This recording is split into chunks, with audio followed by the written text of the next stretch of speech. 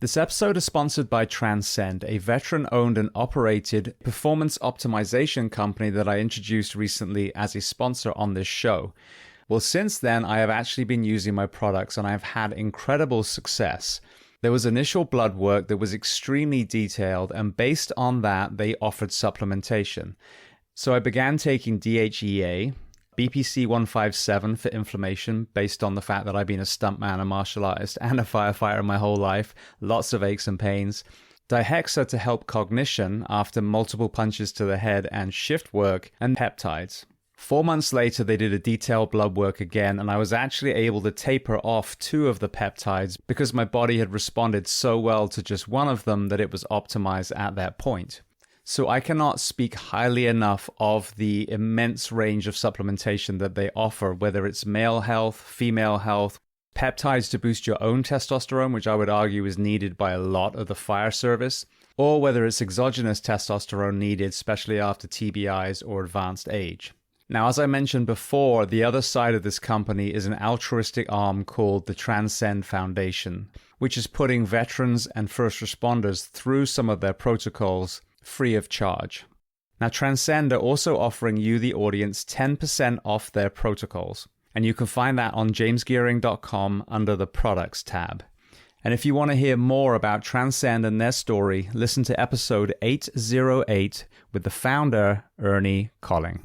Or go to transcendcompany.com. This episode is sponsored by Team Builder, yet another company that's doing great things for the first responder community. As a strength and conditioning coach myself who also trains tactical athletes, dissemination of wellness information is one of the biggest challenges. Now, Team Builder is the premier strength and conditioning software for tactical athletes, and there are several features that really impress me. Firstly, there is a full exercise library, so you, the personal trainer, does not have to create that within your own department. Secondly, you can send out programming, but also individualize, which I love. So you blanket program for everyone. Now you can tweak based on someone's injury, someone's need to maybe drop some body composition, rather than having to write a program for every single person on their own. Team Builder also allows you to build custom questionnaires to collate health and wellness data. It integrates with wearables. And I think one of the most important things is obviously it tracks. To me, it's imperative that we as a profession start tracking our people from day one and then over the full span of their career, therefore catching potential wellness issues and injuries before they happen. Now, if you want to try Team Builder, they are offering you, the audience of the Behind the Shield podcast, a free 14-day trial to experience all of the features. And if you want to take a deeper dive into Team Builder, listen to episode 1032 with Melissa Mercado, or go to teambuilder.com. And I'll spell that to you because it's not as you'd think, TEAMBUILDR.com. Welcome to the Behind the Shield podcast. As always, my name's James Gearing, and this week it is my absolute honor to welcome on the show personal trainer, former Royal Marine PTI, and the man behind Tier 1 coaching, Jim Redding. Now, in this conversation, we discuss a host of topics, from Jim's journey into the military, training the tactical athlete, obesity in the UK, his transition story, training our next generation of military, and so much more. Now, before we get to this incredible conversation, as I say every week, please just take a moment. Go to whichever app you listen to this on, subscribe to the show, leave feedback, and leave a rating. Every single 5-star rating truly does elevate this podcast, therefore making it easier for others to find. And this is a free library of well over 1,000 episodes now. So all I ask in return is that you help share these incredible men and women's stories so I can get them to every single person on planet Earth who needs to hear them. So that being said, I introduce to you Jim Redding. Enjoy.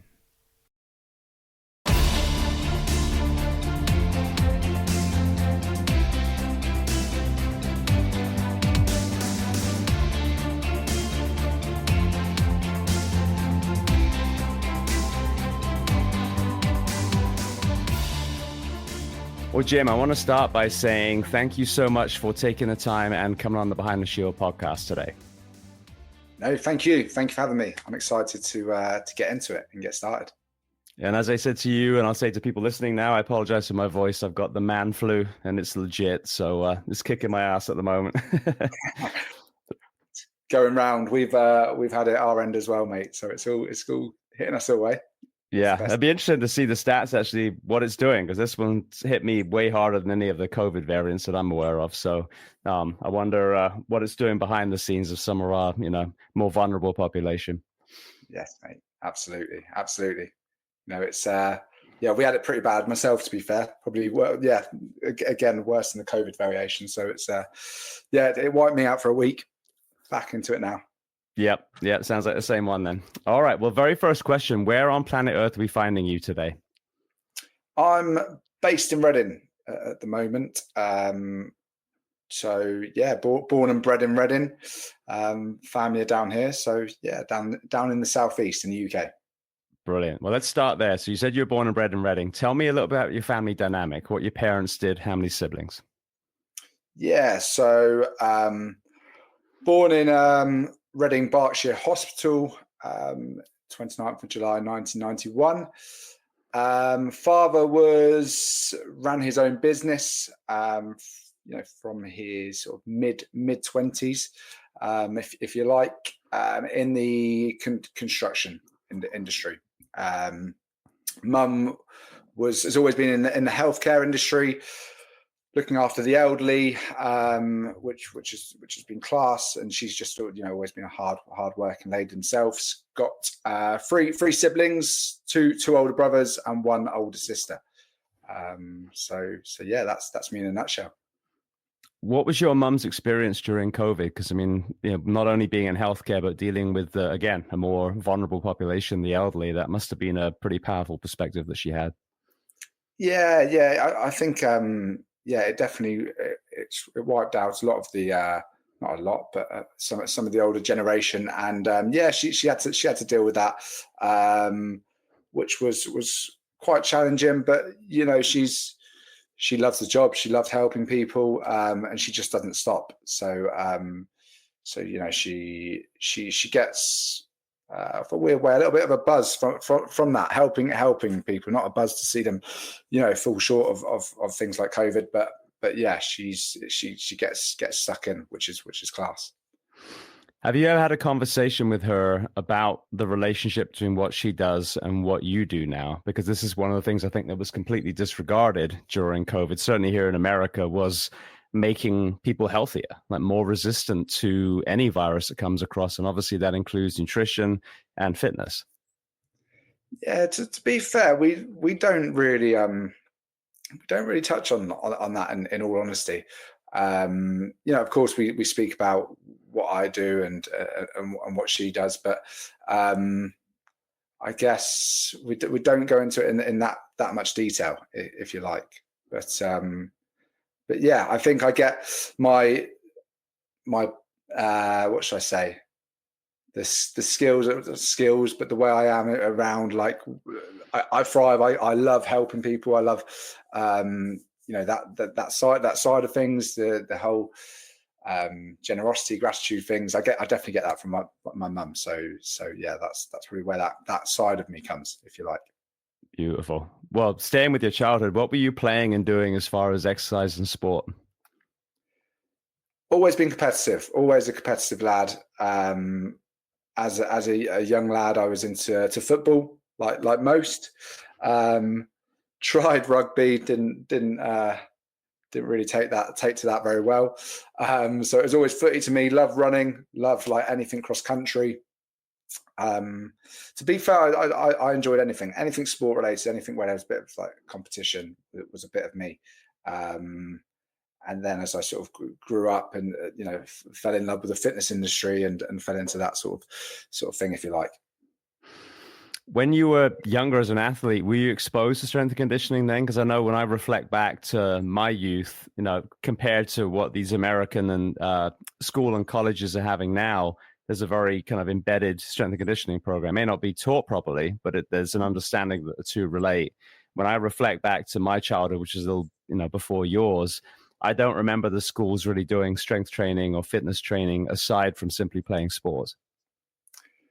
Do you know what? I'd agree with that. I don't think. I think it was quite, should we say, old school mentality. I don't know. You just got like, you just went in the gym or like playing sport. It was like your classics.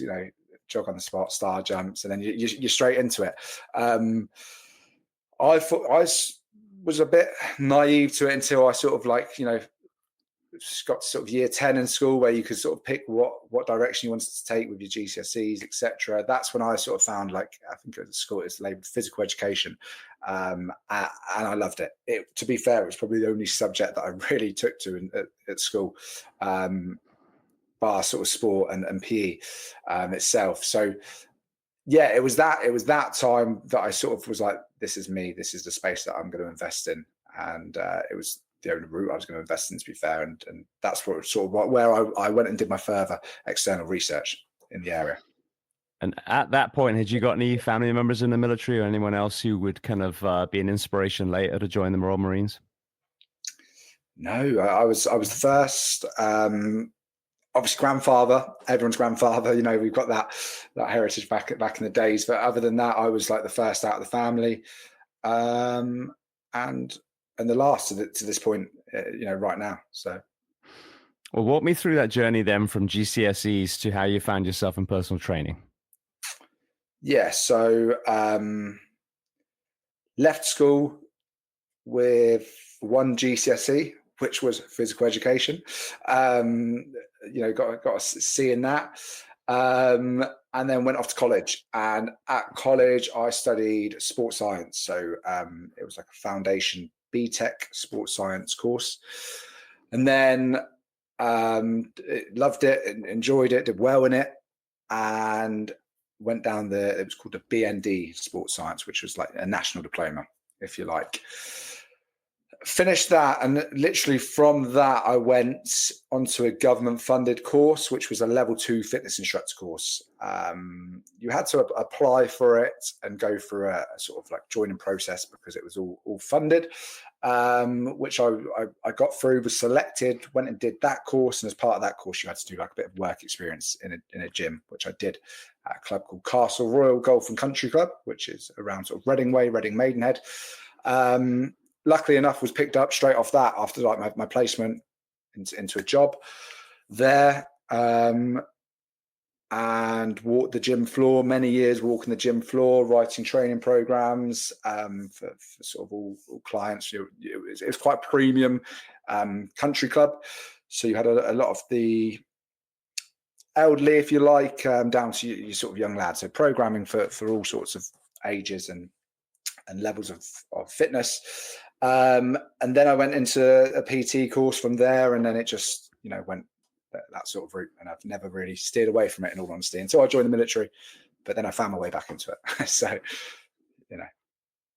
it's funny, I haven't heard the word BTEC in forever. I did the BTEC. I did BTEC, and I did Diploma of Higher Education in exercise or sports science, I think it was, in University of North London.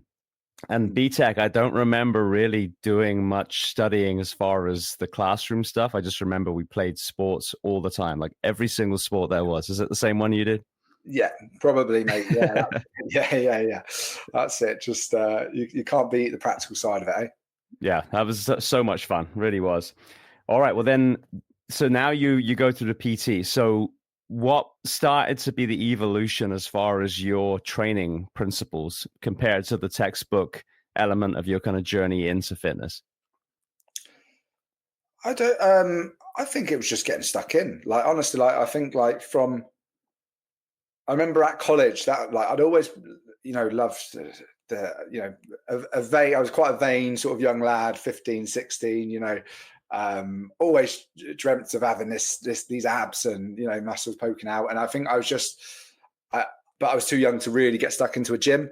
And then obviously I couldn't afford a gym membership, but I had to chew my mum's ear off to get me stuck into a gym. And as soon as I had that gym membership, that was where you'd find me, and I walked into the gym and I just saw the fitness instructors, the PTs. I was like, this is a bit of me. And I think I just they programmed me, and I was learning from how they were programming me. Of course, I was learning from the course itself. And then I just, got like, I think you just learn on the job. You learn training yourself. You get into your own sort of habits. And obviously, because I was always invested in that I'd always seek advice from others as well that have been there, done it, and learn from their mistakes and learn from what their experience. I love learning. I didn't realize that until I found until I got to year 10 at school, where I could sort of do my GCSE. And that was the only, as soon as I found that was me, like, yeah, cool. This is my space. But before I found that, like, I hated learning. It wasn't. I was quite a disruptive child. And it wasn't until, like, I guess at school, you're taught you've got to be here, you've got to do this. It's the system of education that I never really bought into. But when I could buy into actually what I wanted to learn, and actually I was very good at it. I loved it, and I still love it today. So I've gone on a massive tangent there, James. I apologise. No.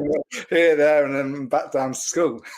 It's pertinent. I had, I think my average from my GCSEs was C's. So I was a C student. And when I went and became a firefighter and a paramedic, and all through the schooling, I was an A student. And the difference was, again, it was something that I truly understood. And even the maths and the physics and the chemistry, all that started to make sense now, whether it was a human body or whether it was fire.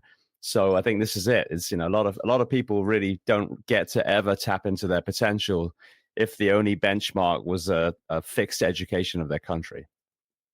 Yeah, absolutely. I think it's one of those, isn't it? When you're told, like, I think when it comes down to subjects like maths, algebra, and I just go, when am I going to use this? And if I can't see it, like, how this is going to benefit me, and I'm sure it does some way down the line, but if I can't see it there and then, I'm like, I can't buy into it. It's just the way I've always been, and maybe it's an ignorant way, maybe not, but it's just how I've always processed things, I guess.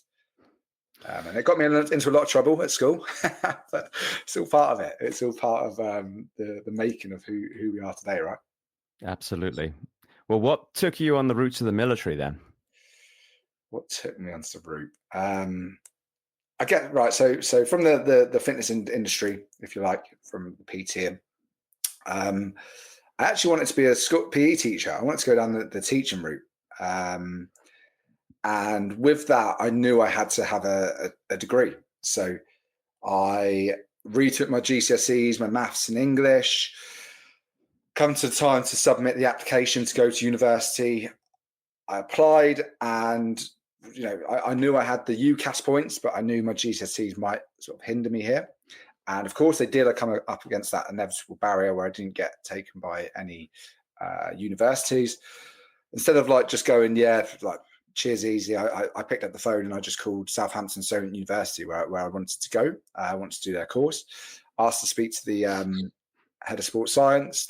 I won't mention his name, but Dr. BL, should we say?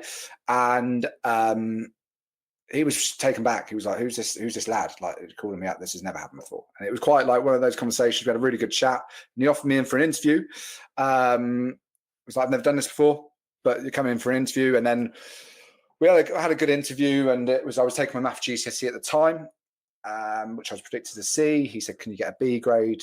Of course, I just said in the moment, said yes. And he said, "Right, well, show me you can get a B grade and you're in. We'll bring you in." Like, that was a fantastic interview. We want you on board. And I was like, cool, happy with that. Then I hit a bit of a barrier where I got myself into a little bit of trouble, where I picked up a criminal record, and it didn't do me any favors. I mean, I had to then just bring up Dr. BL and explain the story. Cool, we got there, but he then made me promise him I'd get a first class degree, and that's why I was like, cool. That was my next goal, if you like. Teaching probably wasn't going to happen because of it becomes a bit of a barrier there. So my route changed, but I knew I loved sports science. I knew I wanted to do this course, and I went off and I did it, and I got a first class degree. Towards the back end of university, my third year, three of my friends all joined the Royal Marines, and they were like, "Jim, this is you. This is right up your street. It's hard. There's ways to, you can go through promotions, etc. And they just sold me this dream.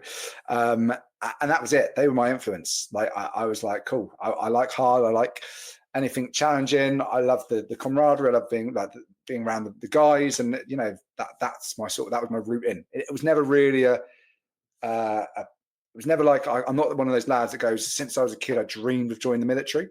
I'd always had like little looked into it, but never really went for it. But it was my friends that sort of influenced my decision, if you like. When I reflect back now, I did University of North London, I did sports science, and then University of Florida here, the Gators school, I did exercise physiology. And even though, of course, I learned a lot of people go into these into this schooling expecting to have the toolbox that they need for coaching. And what I found was it was quite myopic, and really it almost seemed to set you up to stay in that system and now become a teacher of sports science rather than go out into the real world and apply the things you've learned, or be in a lab, testing very, very kind of narrow fields of improvement. With the route that you went on, how did your schooling affect your ability to teach when you graduated? In the sense of, teaching. Mine was very academic, so there wasn't really a lot of application to what we were learning. It was more theories, and like I said, this might create a 2% increase on muscle fiber contractility or something. Doesn't help you, as you said, at the country club teaching the teenager and the 70-year-old. So with that higher education level, did it add a lot of value to your ability as a coach, or did it fall short in some way?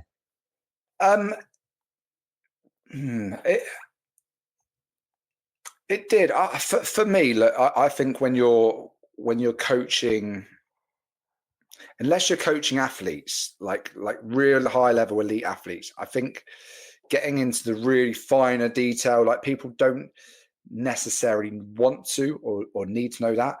When I it's a bit different now with who I coach now with potential Royal Marines, but like when I was PTing and I was PTing whilst at university, I think what you realize, what you get to know is actually people, they don't buy your PT sessions because of like your education and what they buy into you. They buy into it's someone to spend time with. They don't want to spend time with someone that they don't like. They don't want to waste their money with an hour of like someone that. Some people do. Some people love that element of like, let's go down the gym and let's get thrashed by a PT. But actually, some people just want your time. They just want to have enjoy it, a bit of enjoyment, and get some fitness out of it. But some people want that feeling of feeling good that fitness brings, rather than necessarily the results. Does that make it's very far and far between, but what I'm trying to say is like, yes, it did help when the people that wanted that little bit of the why, the reason behind it. But actually what I found in like the fitness industry, people just buy you because they like you. That makes sense. No, it does completely. What has been your kind of observation of the impact of the kind of mental health journey of some of these people that you end up coaching? Because when I've done a lot of the sessions, and again, I've never been a full-time coach, always been kind of like a part-time weekend warrior. But it's amazing when you unpack the person that you're coaching, their why. There's so much power to understanding why they even show up in the first place. Oh, I want to lose some weight. Okay, that's not good enough. Let's go. Why do you want to lose some weight? And then you start learning that they were bullied when they were young, or maybe they just left an abusive relationship, or whatever it is. And now you kind of are able to kind of dig into that when it comes to motivating them and giving them goals. So even though obviously we're taught mainly the kind of technical, physical side in a lot of these programs, I realized how understated the psychological side was. Yeah, absolutely. Fully agree with that. I think you've framed that up really well. It goes back to it that the point that I made. You just obviously elaborates on it in a much easier way to probably understand. But it's like, I think again, it goes like, the people, you don't get to understand, like the onion analogy, peeling back the layers, right? You don't get to understand this psychological side until you actually start coaching someone, until you get to know them. They don't come and say, look, Jim, I want you to be my PT. Because of this that happened back in I was bullied, for my weight, or they don't open up. They just say exactly like you said. I want to lose weight. I want to look. I want to get big. I want to get juicy. All of these things. Then once you get coaching, once you get to know them, build rapport, understand each other. This is where I think you get into that side of things, and I think that's like, for me, that's a beautiful thing, because like that's like the training that I love as well. I love the mindset and understanding someone, their why, because I think when you know someone's why, the how is like that. That's our job. It's to give them the how, and I think that's why, again, I love the coaching process, is because everyone's different. If you coach everyone the same, well, okay, great. You might get these results, like, get everyone in the calorie deficit of 1,500 calories. Yeah, cool. But it's going to look good for you, for your like testimonials. But I know it's got to be about them, right? It's their journey. So I'm a big believer of that. And I think that's where I come into my own with, like, again, going back to my mum, the caring side of things and the way she is there. I think that's the side that comes out of me in that sense, if you like. Absolutely. All right, well, let's walk into the front door of the training then. How well do you feel like you were prepared from this journey that you'd been on, and then what were the highs and lows of the first few months of that? So Royal Marine training. Sorry. Yes. Yeah. Physically prepared. Yes, I think like I'd have done things differently, like from what I've learned. But I was fit. And that was like, the fitness was never really an issue for me. I was always, up there at the front of the pack in that sense. Everything else, like, I was not prepared. Like, again, my friends that sold me this dream, they were natural, the siblings, three brothers. Just it was in a heritage, right? They've, family, previous, all military. This was like a new territory to me, and I'd just gone off like, oh, Jim, you'll love it.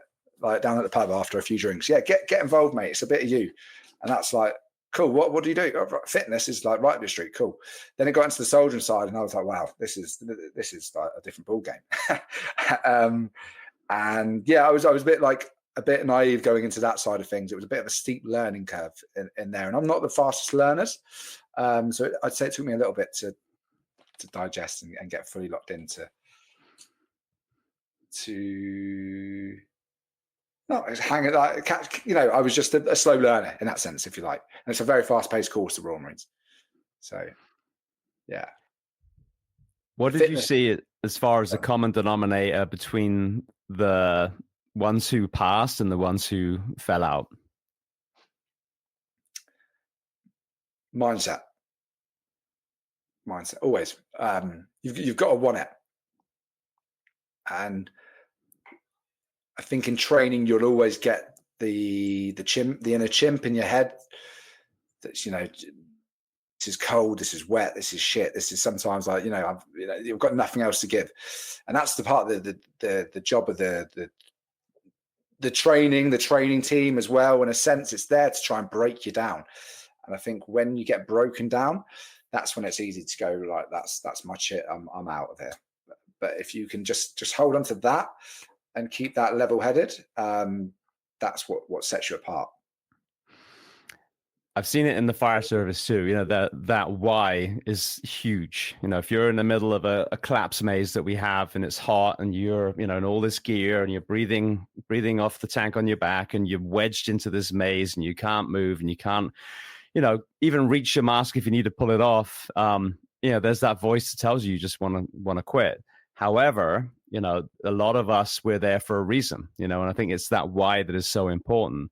And I've heard it so often. It's funny, even in the Navy SEALs, a lot of them is, if they don't pass selection, then the Navy can decide what they do. They could be turning wrenches on a submarine or something. So a lot of them, even that was the why, like failure was not an option.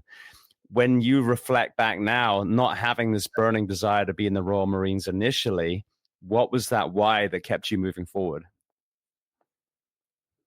My friends that had been there and done it. They were born in, they were very, they took to it like water, duck and water. Two of them King's Badgemen, one Diamond, they were excelled in everything. I was just the guy that got the gym superior, and I was super fit and got recognised for that. Look, I wasn't bad. I wasn't bad in training. I was an original from start to finish, but I just wasn't. I just took into it a little bit slower than others. But I knew that competitive side of me. I was like, fuck, they can do it. I can do it, and that was it. In all honesty, I think there were times where I was like, nah, this ain't me. This ain't. I'm not that.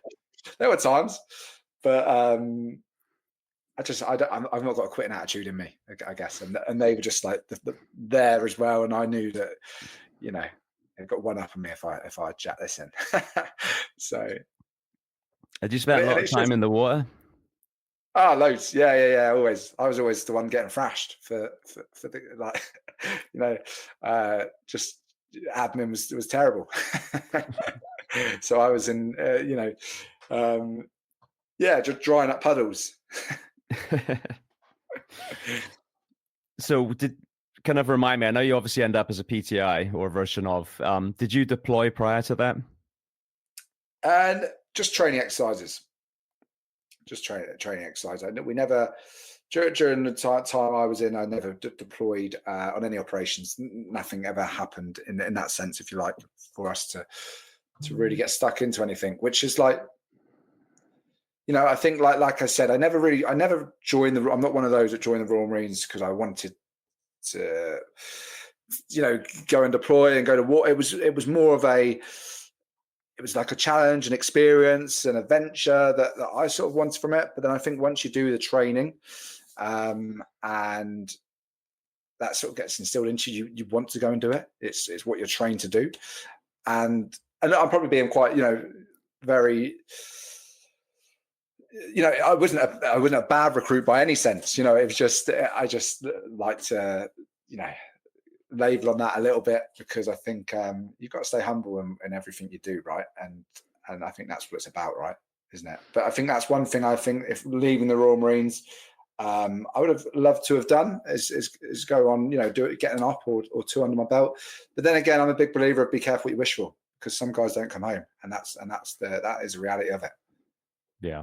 I had Mark Ormrod on the show a couple of times. Actually had coffee with him when I was visiting Reorg. God, that was probably 2+ years ago now. But I mean, you get to see the impact of the service of some of our men and women if they come back, and it's a real conversation, hopefully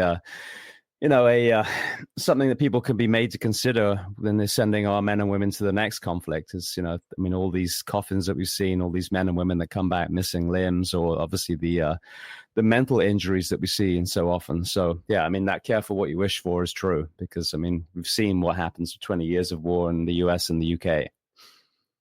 Absolutely, and I think. I guess even your line of work, James, it's a similar sketch, right? You're trained to do what you guys do, and it's a serious job. It's a real job, and it's great to get stuck in. Everyone wants to get stuck in when you're trained to do it, but you must have seen some tragic things, right? And it's like, in your time. Yeah. I guess it goes back to be careful what you wish for, isn't it?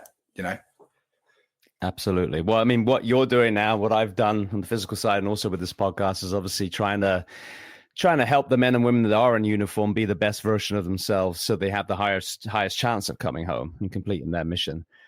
When did your kind of shift begin from Royal Marine recruit to PTI?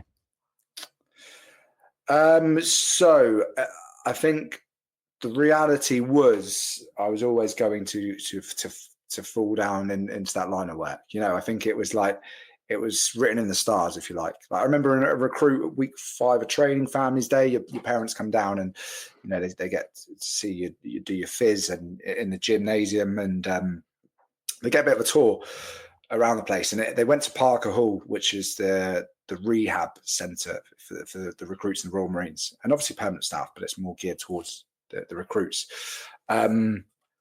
And I remember my parents said that's where your line of work is. They could just see it. They could see that's probably where I'd end up. And I was like, nah, I had aspirations to go special forces and a mountain leader, all these things. I was like, I've done the fitness side of things. I want to go and excel in that. But the reality was, it was like, actually stick to what your strengths are. And my strength was phys. My strength was the theory, and that was my love and my passion. So you can't go off to do, it's not like the Navy or the RAF in the sense that you can pass out recruit training and just become a PTI. You have to promote or be recommended for promotion to a junior, to a corporal, and that's the point. 5 years into my career, where I got that positive recommend and the time that I could go off and do the aptitude for the PT course. And that's when I sort of fell into that line of work. So I've heard, the high standard that requires, that it's extremely hard to even gain that role. So kind of talk to me about the expectations along the crucible that is becoming a PTI in the Royal Marines. Yeah, it's the course is just geared it's just a fraction. It really is. It's like you're redlining yourself for 17 weeks. The course is 17 weeks long. Of course, there's some theory side of it that there is, but because it's a short course, it's a condensed course. It's more of just are you fit enough to be the standard of a PTI, Royal Marines PTI? I remember as a recruit, anyone that would walk towards me with a green lid, like you're like fucking terrified. I was 24 as a recruit, right? And I was like, still like, this is intimidating, right? But then when you see someone walk down with a white vest and a green lid, it's like, well, like I'm going to go the other way because I'm probably just going to get thrashed. If that's the case, that's the sort of the persona they held on camp. Very, very, serious dudes, right? And I think it's because the course that you go through, you earn the respect in that sense. Not to take anything away from any other courses in the Royal Marines, we are as phys warriors. That's the reality.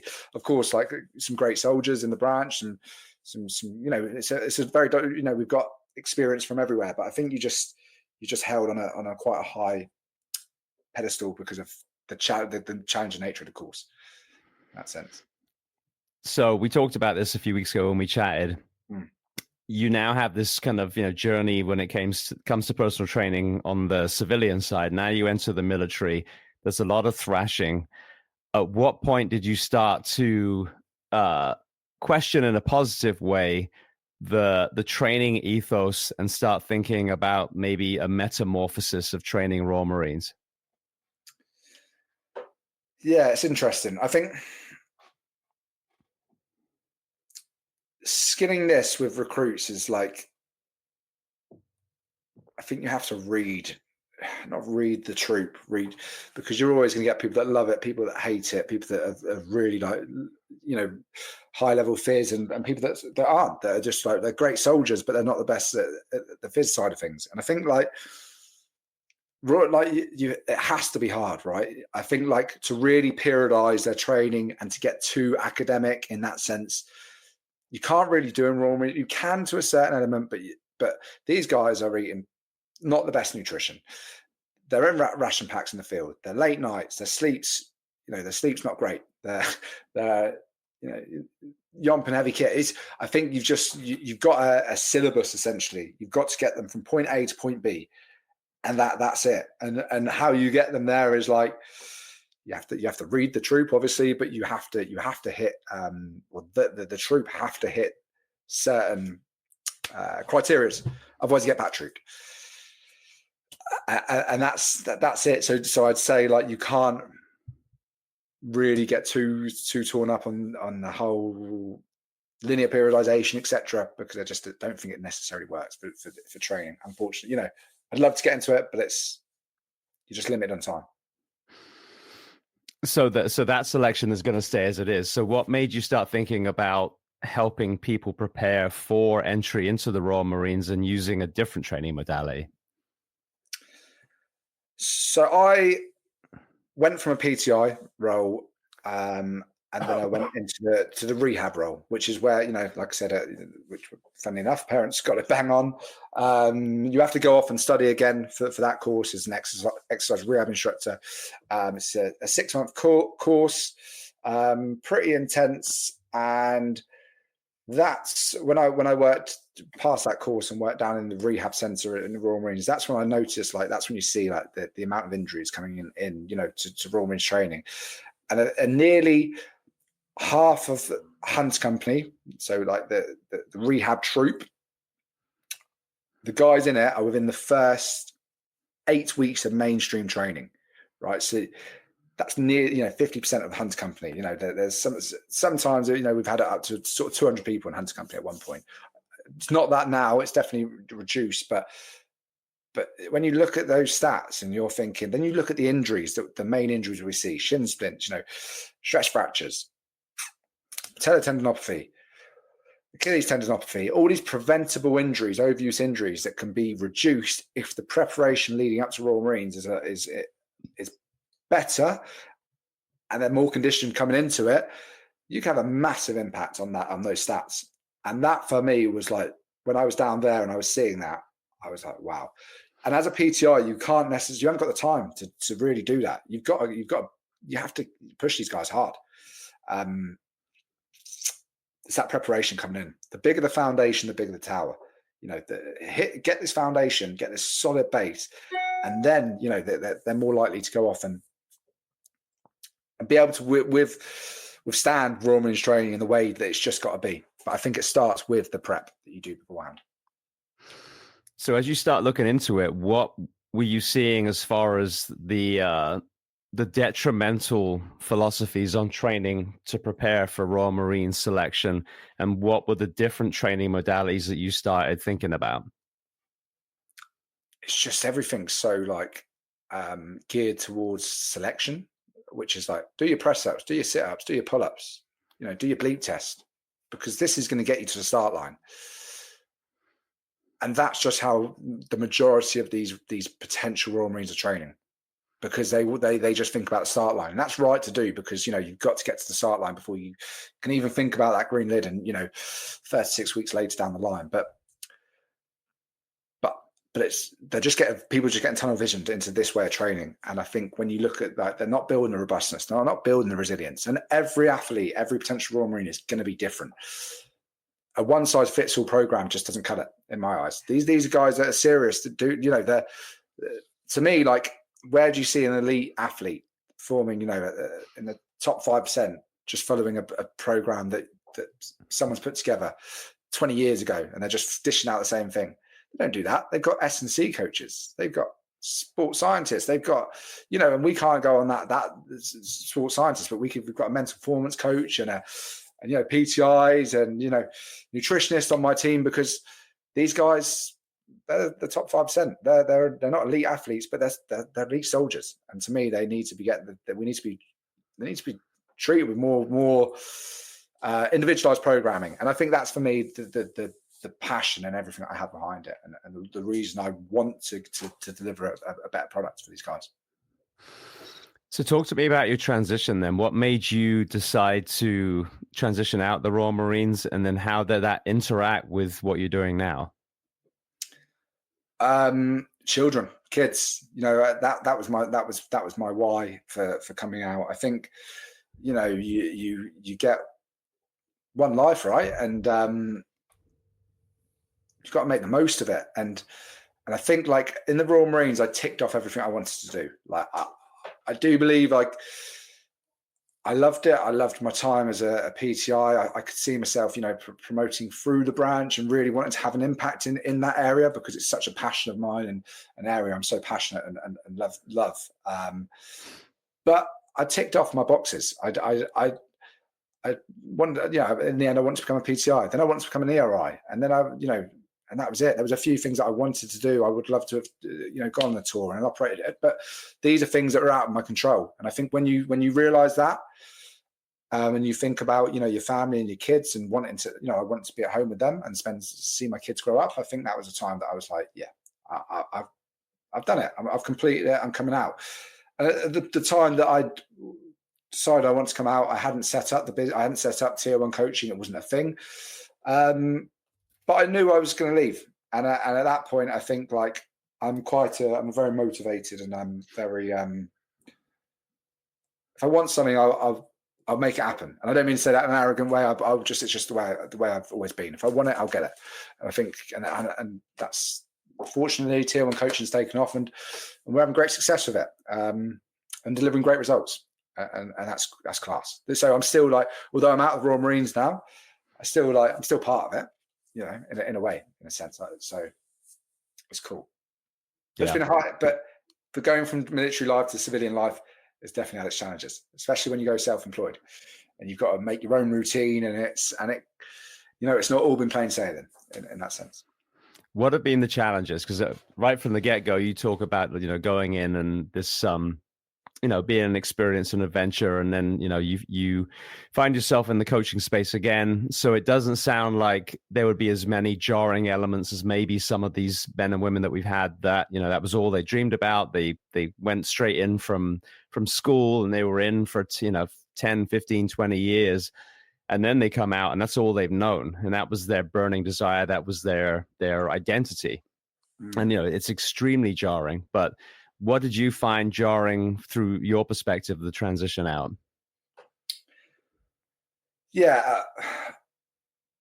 Going into Royal Marines, I had some good life experience already. I went in as I was 24, so I had that civilian side of things where, like you said, I didn't go in as a 16-year-old straight out of school. So I had that side that worked in my favor. But actually, it's the going home and actually living with my missus, my partner, right? I've never lived with her full time, right? So now I'm living with her full time, and my 2 young kids, which are 3 and 1, and love them to bits. And it's why I want to come out of it. You know, I want to be at home. But you transition into their routine. They've got a routine as well. And like, I'm just there now, like rocking the boats in that sense. Look, we're super, like, we love it. We're all like, so I'm happy, I'm home, you know, and they are too. But it's even like, I manage my own time now, like as a fortunate business owner, but I work from home, so I'm always at home. You know, the Royal Marines took me away from home as well, so I could have that, like, right, back with the boys, let's go. Yeah, cool. I run a business, do you know, I'm so busy juggling, spinning plates, family, business, military, and I've gone from that really busy life to now, like, I've got a, you know, business. Being in business, a business owner can be quite a lonely place at times, right? And you've got to make work, you've got to make things happen. And I'm not spinning all these plates anymore, and actually reacting, dealing with that, and just being okay to actually just take a chill pill for an hour or two because I've got nothing to do. It's been quite challenging because I've always been go. So it's it's been multiple things that I've not found it super difficult, but I've had times where I've been like, geez, this is harder than I thought, for sure. Yeah, something I've said a lot to the fire service a lot is, you know, we've historically, when it comes to the contract negotiations, we chase an increase in our wages. But what's happening here in America is a lot of them work 56 hours a week. They're short staffed, so now it's 80 hours a week sometimes. And the ultimate currency is actually time with your family. And I transitioned out, you know, partly because of that. You know, you transitioned out because of that. And I think it's important. Doesn't mean you have to leave, you know, your uniform profession. But in my case, where it's being abused and these men and women are being kept from their families way more than they should, you know, now they're so sleep deprived, they lose the ability to fight. You know, that is the most important thing. If your kids turn, you know, 16, 18, and you've missed their childhood because you were so embedded in that profession, you know, then you come out the other side, that shame and guilt is going to be immense. So finding that balance, whether it's, you know, being able to navigate it through a military career, or in my profession, simply fighting for a work week that puts you home when you should be at home. You know, that's if it's not for them, then for who? Like, to me, that is the most important thing. Serving your country, protecting your community, absolutely admirable. But if it's at the expense of your family, it wasn't worth it. 100%. Yeah, amen. I think, I can't remember the exact quote. I'm going to say it very wrong, but it's, you know, time is the only currency that you do not know the value of. Right? We all know our bank balance. We all know, you know, how much time, you know, how much money we've got. You don't know when your time's up. And I think making the most of that is essential, right? And you know, we get one life, and I think, like, it's precious. So you've got to I think for me, that was like the thing with the military. I think so many people can stay in the military and overstay the welcome because it's comfortable. Not always. It has its challenges, of course it does. But you know where you've got to be, and it's probably, same with the fire service. You've got time. You've got you've got a solid structure, and I could do a bad job right down in parkour. Like I don't believe I ever did. I think very credible and love doing it. So, but I still get paid at the end of the month. Whatever I do, I get paid because it's comfortable. But now, so it's easy to stay there, and then people overstay the welcome, and I think people resent it, and they get that side of it, and then everyone's just and then a lot of people then stay for their pension because that's I've just got to stay now because they could say that I'm trapped or however. For me, it was just actually I loved the Corps. I left really still absolutely love it. Loved everything I'd done. And I've been able to walk away from it in a really good headspace. I don't resent any of it. I've had the best time there, but actually it was my time to go. It was my time to move on. And I think had I overstayed my welcome, I might have left resenting it because I've missed so much time with my kids. And then they and it's not till later life. And you're like, what did I stay for another 5 or 10 years waiting for my pension? When actually, that's worth more than any money. It's my time with my children. Being able to, have the freedom to do what I want when I want with them. That's class. So that's for me. You've hit the nail on the head with that. Yeah, I agree 100%. Well, talk to me about tier 1 coaching then. Firstly, from a training point of view, what are you able to do with these young potential recruits to prepare them for the beasting that they're going to get when they go through selection? Yeah. Tier 1 coaching, I set it up in July 23. So we're under 2 years now, and in the space. And like I said, I set it up because I felt like there needed to be something out there. There's plenty of people out there doing this military preparation stuff, but I don't think everyone's out there doing it for the right reasons, and there's a little bit of lack of credibility in the space as well, in my personal opinion. And I just think, I knew the value I could bring to the space. I had my why, and then I went and found my how, and I think what do we do different? I think it's that empathy piece. That's we've not only been, the team not only been through Royal Marines training, they've not and the stripes in that sense. We've all seen it as PCIs. We've all seen what these guys commonly fail with the professional failing points, the common injuries that are sustained. And I think when you add that to what we can bring, I think it just makes everything a little bit more fine-tuned in that sense.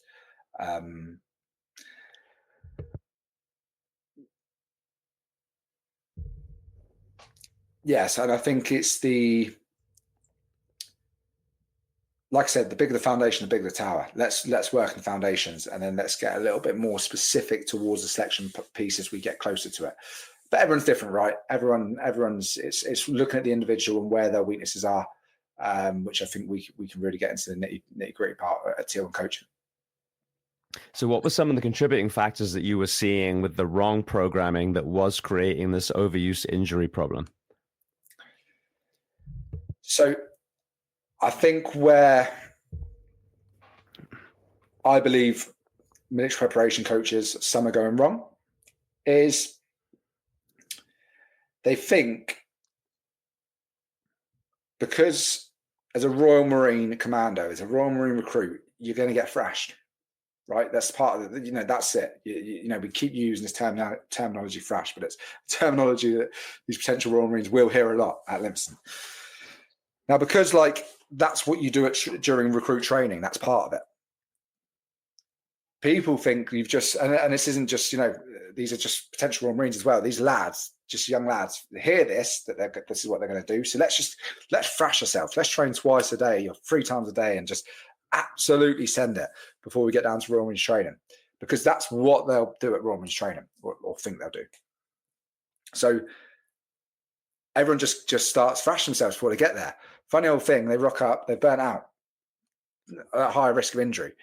they've been running with weight on their back, like, for 6 months before even rocking up to training, where everything's done periodized in that sense. It definitely is in that sense. We build up to that. And I think where like even military preparation coaches are going that haven't got this experience as PTIs, ERIs, that haven't seen it from the space that I have, and my team have, they're delivering from their experience, and their experience is what they experience in Royal Marines training. And I think then they start thrashing these guys and just going, you need to do this, this, this, and keep doing more of that. And actually, it's detrimental rather than positive. And I just think that's what I'm seeing a lot of right now. Now, what about kind of principles as far as what you're using? Like, for example, in the fire service, when I do coach, I like to use sleds, sandbags, for the carries, for the pushes and the pulls. This is what we do, on the fire ground.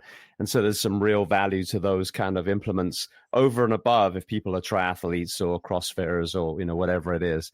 What are you finding as far as tools that are helping these people prepare for this selection? Again, I'll go like as like everyone's different, right? So to answer that exactly would be difficult. But what we will do is we'll screen these athletes. So when we see, when we get them on the pathway, it's like, let's look at how they move. Let's see if we can identify any weaknesses, any imbalances. And if we get them early enough, then let's just build the foundations. Let's just look at compound lifts. Let's not start. It doesn't have to be too exciting. It's just basic S&C that we can really build on to create a robust, resilient body.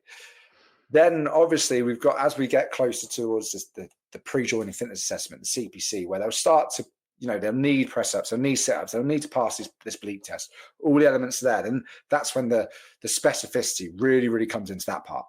Now, like, everyone thinks that, cool, pass my CPC, see you later, I'm off, and I'm ready to be a Royal Marine Commando. Well, actually, wait one. Let's just now think about, like you're saying, the sled pulls, the single leg strength work, all of this, stuff now where we're thinking about the dynamics there, because, you go out for a run and without any weight on your back, average, 3 to 5 times your body weight is going through a single limb every step.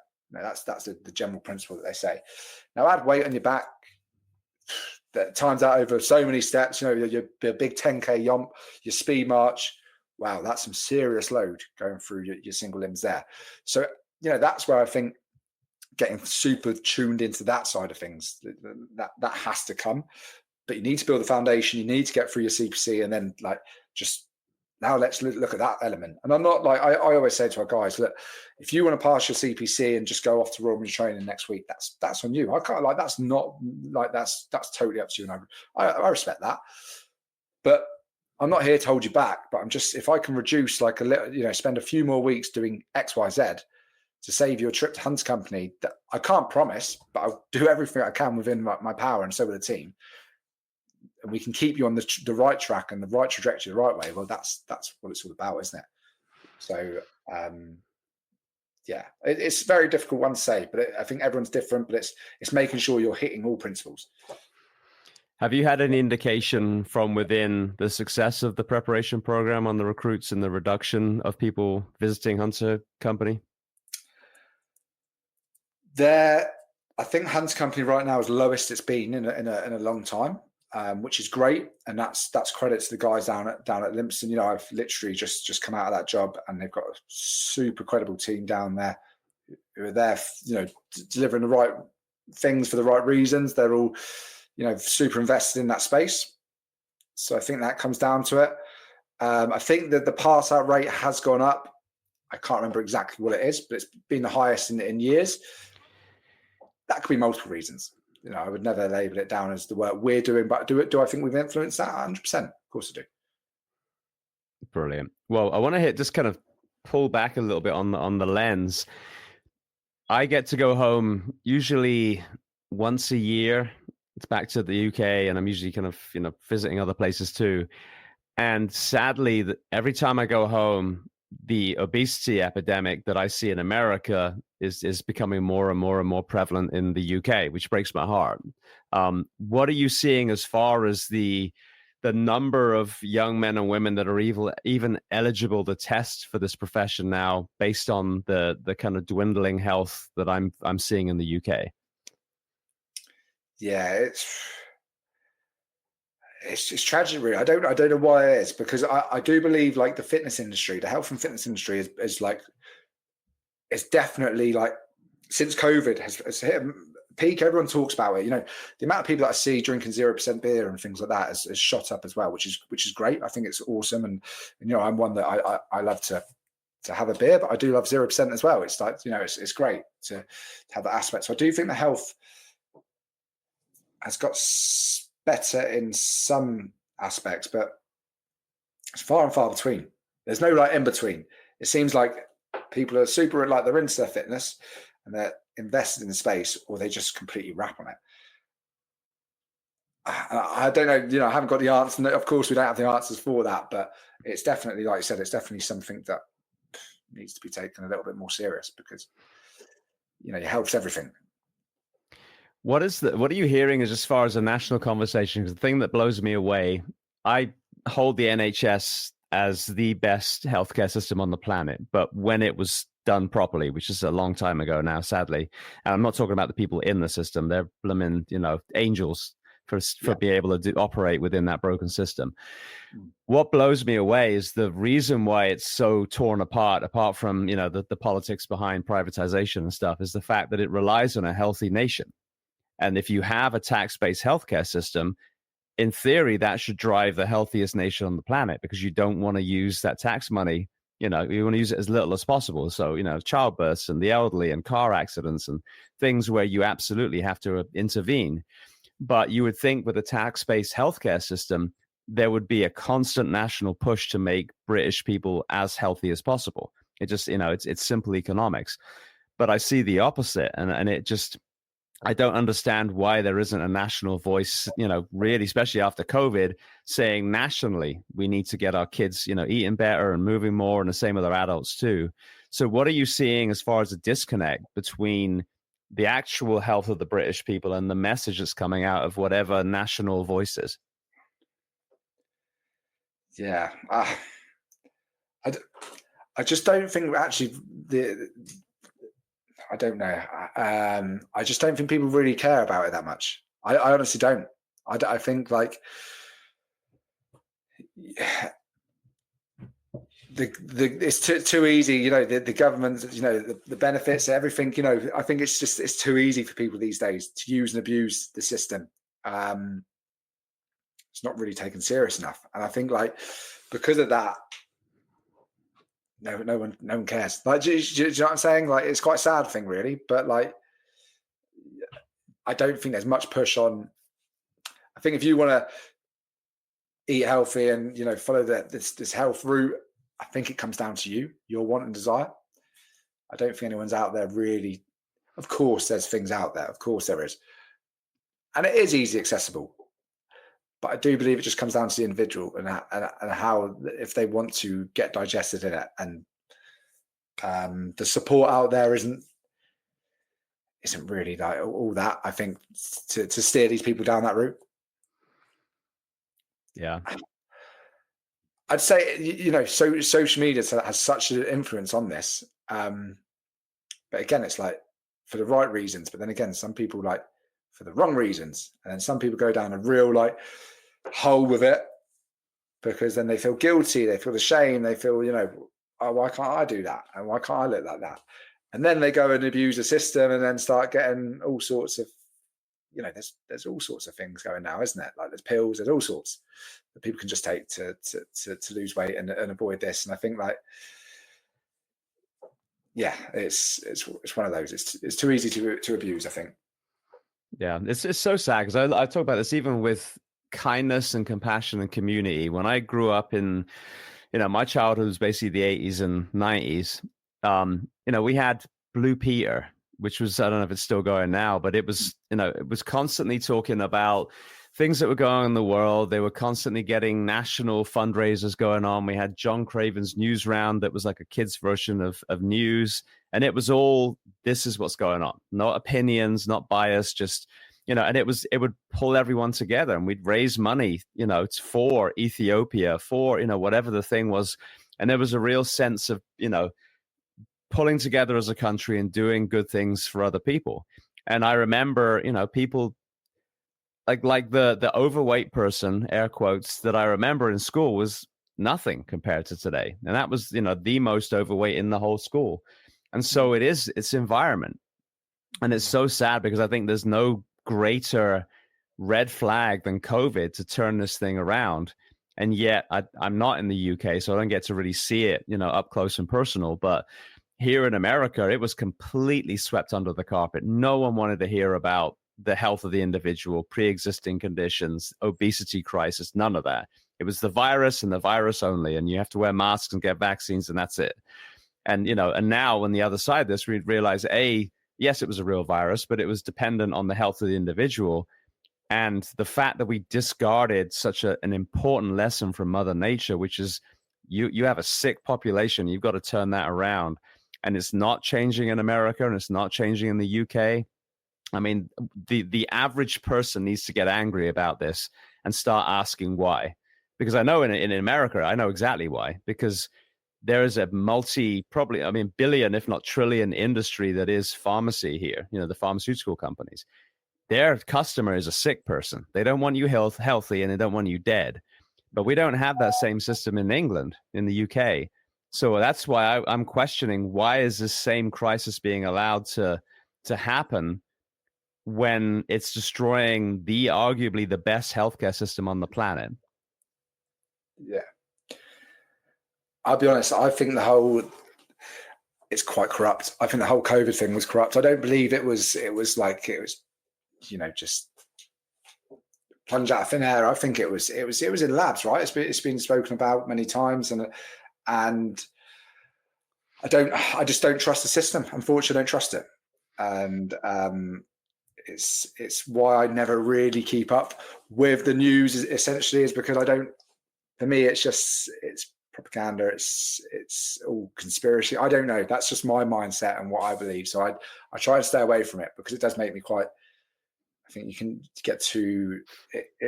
It's negative. There's nothing ever positive that comes out from looking at these things, Yeah,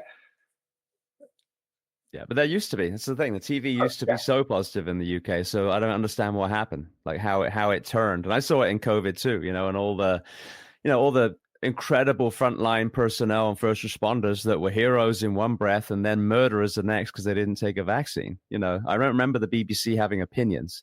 They used to just report. And this is what I think that we as a nation, we as a globe, need to take a step back and really question the propaganda in our own country. Because, COVID was a real thing. Wherever it came from, it was a virus that was killing people. Some of my friends, had it and almost died. But there was a huge lesson from it. And it was being, discarded. And this is what just blows my mind and forget the virus. Because of this obesity crisis, millions of people are dying. There's no ticker on the freaking news station for that. There's no one, in outrage from all the people that are dying from strokes and heart diseases and cancers. And it's just a shoulder shrugging. And so, going back to what we're talking about, even national security, the smaller amount of people that we have to be a Royal Marine or a firefighter, the more vulnerable that nation becomes for other things too. So it is a really important conversation. And I don't, I hope that we're going to turn it around, because I hear a lot of just as you alluded to, a lot of the candidates that we are getting in these fields, I'm hearing people say they're in incredible shape. Like they're fitter and stronger than my generation that we're testing. And that's an amazing thing. So like you said, the group that gets it really get it. And they've got this amazing renaissance of, strength and conditioning and nutrition information, and they're forging better tactical athletes. But it's the rest of them, we're failing the rest of the average, person who their lifespan is being shortened woefully because of what? I don't understand. There's no greater mark of leadership than the health of the nation. And yet people just kind of shrug their shoulders and just get on with it. Yeah. Yeah. But, I go back to like the COVID, right, when that was all kicking off, and then you'd have the government, all having their knees up when everyone else was locked down. Yeah. So they've lost that trust. They've lost that buy-in straight away. You know, these are the leaders. These are the leaders that everyone looks up to for answers, decisions. And then when you start to, that was like one of the biggest things where you lost me. You lost me. Like, you're telling me I've got to, trust this whole process. And I actually, I think you said it there, like, more people getting sick since COVID. Like, what's going on with that? The immune systems, and why are people dying of cancer, heart attacks, strokes, blood clots? So much. I don't know whether it's just something I've noticed right now, because it seems to be happening a lot around that I've seen around me. But there's a lot of questions to be answered around that space, I think. Absolutely. All right. Well, I'm going to round off with some closing questions. The first I love to ask, is there a book, or are there books that you love to recommend? They can be, oh my goodness, I can't even spit out my closing question. Let me try that again. Is there a book, or are there books that you love to recommend? It can be related to our discussion today or completely unrelated. Oh, I've got so many.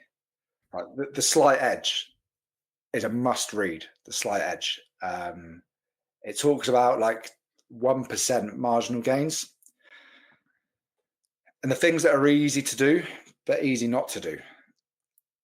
And these are the things, like these are the things you need to do, because they're the things that can make the real impact. And I'm a big believer of like 1% marginal gains, and that can have such an influence in your life moving forward in anything, whether it's education, fitness, whatever you love doing. These 1% gains are critical. Atomic Habits is a great book. Talks about the proof's in the pudding, right? They say a missed habit, miss a habit once is a mistake, miss a habit twice is a new habit, and that's like sort of the whole sort of Atomic Habits. What am I? Top three, top two. That I can't think of another on my mind right now, but yeah, I love the digesting all this stuff. I think it's great. Brilliant. What about films and documentaries? Films and documentaries. For me, I like reality stuff. I like the Last Dance. Michael Jordan. Anything like that, really. I really like Kanye West's one. Yeezy, I think it's called. I think that, like, he exceptional character. Knocked down a lot during his whole career, building up to Kanye West, who he is today. Obviously, a lot of challenges of his own along the way. But I think it's things like that have got me through to where I am today. Is like I thrive off this sort of like negative, dark energy. I thrive off this dark side. Where, like, tell me I can't do it, I'll show you I can, sort of thing. So yeah, that's like that was a massive. Anything like his stuff has been great. But yeah, I'd say more reality stuff like that. Anything that inspires me. Yeah, and I think inspires others. The Last Dance was phenomenal. Yeah, class. It's a great movie. Great documentary. All right. Well, the next question, is there a person that you recommend to come on this podcast as a guest to speak to the first responders, military, and associated professions of the world? Yeah, actually, Chris Hunt. He works on the Tier 1 pathway as our mental performance coach. Exceptional guy. A former bootneck himself, ex-Royal, done 2, maybe 3 tours. He's a cool dude, and he's super knowledgeable and loves this space. He'd be great for it. Yeah. Fantastic. All right. Well, then the very last question for you, make sure everyone knows where to find you in Tier 1 coaching. What do you do to decompress? Decompress, family time.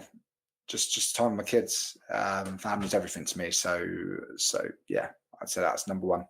But fitness, of course. Brilliant. All right. Well, then for people listening, where are the best places to find Tier 1 and or you on the web or social media?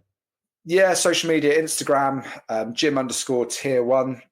I've just launched a podcast actually myself, the Tier 1 Coaching Podcast on Spotify, Apple Music, which would be cool. Really looking to getting stuck into that. They're the main platforms, I'd say. But yeah, I'd love to take advantage of all these platforms. I think it's great that the more wealth and knowledge we can push out to inspire recruits, people going into any service, any walk of life. I think it's a great space to be invested in. I think the work you're doing, James, is great. And yeah, again, really appreciate this time to have a chat, and hopefully some people can digest some good stuff from it.